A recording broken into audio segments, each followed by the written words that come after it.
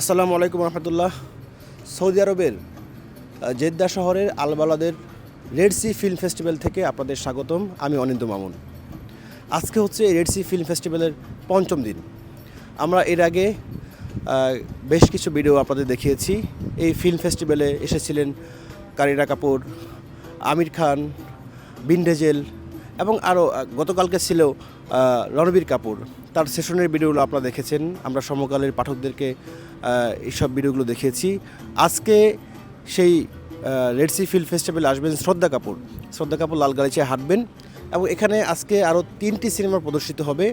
আমরা সেই সিনেমাগুলো দেখব এবং শ্রদ্ধা কাপুরের সেশনটায় আমরা অংশ নেব, তার সাথে কথা বলবো, তার বলিউডের সিনেমা সম্পর্কে আমরা বিস্তারিত ধারণা নেব, প্রশ্ন উত্তর পর্বে আমরা অংশ নেব, জানাবো।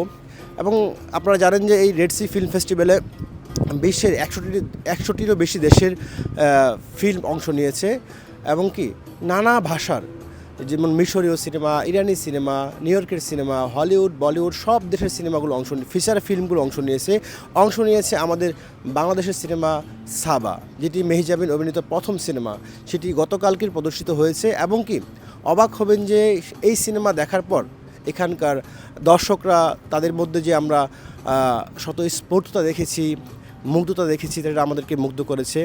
বাংলাদেশের সিনেমা এই আরাবিয়ান কান্ট্রিতে, এই সৌদি আরবে যে এরকমভাবে সারা ফেলবে সেটা আমাদের স্বচক্ষে দেখা এবং ভিডিওর মাধ্যমে আপনাদেরকে দেখিয়েছি। মেহজাবিন গতকাল রেড সির লাল গালিচা দিয়ে হেঁটেছে। আজকেও তার সিনেমার রাত 10টায় প্রদর্শিত হবে, সেখানেও মেহজাবিন উপস্থিত থাকবেন যে সাবার ডিরেক্টর মাকসুদুর রহমান, আরও অনেকেই উপস্থিত থাকবেন। আমরাও সেখানে থাকব, আপনাদেরকে জানাবো বিস্তারিত। ততক্ষণ সমকালের সঙ্গে থাকুন, অনিন্দ মামুনের সঙ্গে থাকুন।